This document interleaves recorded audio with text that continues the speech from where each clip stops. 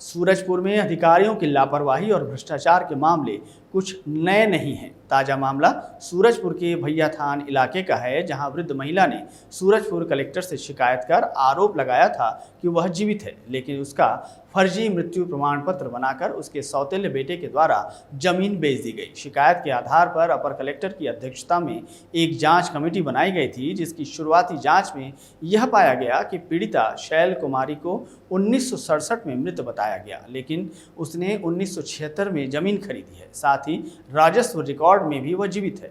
ऐसे में जांच कमेटी की प्रारंभिक जांच में तहसीलदार पटवारी और 2006 में मृत्यु प्रमाण पत्र जारी करने वाले थाना प्रभारी की भूमिका को संदिग्ध माना गया और आगे की कार्रवाई के लिए कलेक्टर को अपना रिपोर्ट सौंप दी गई है।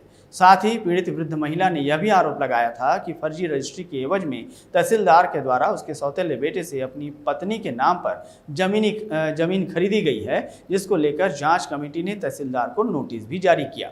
साथ ही रजिस्ट्रार को भी पत्र लिखकर मामले में कार्रवाई करने की बात कही।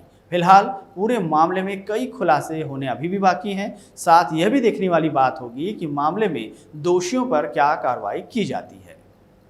श्रीमती शैल कुमारी जी के द्वारा कलेक्टर साहब को एक शिकायत प्रस्तुत की गई थी। उस शिकायत की जांच हमने कराई। स्वतः मैंने जांच की, दस्तावेजों के आधार पे तहसीलदार का मूल प्रकरण बुलवाया था।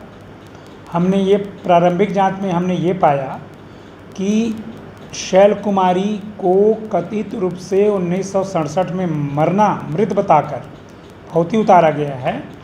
वो महिला दावा कर रही है कि वो 1976 में रजिस्ट्री से ज़मीन खरीदी है। हमारे राजस्व रिकॉर्ड में 1984 और आज तक उनका समय समय पे हमने विवरण का प्रतियां भी देखी, उसमें उनका नाम दर्ज चला आ रहा है। तो अभी प्रारंभिक जांच में ये पाया कि शैल कुमारी वाकई में जीवित है, पर यह अंतिम निष्कर्ष नहीं है कि शैल कुमारी वही है।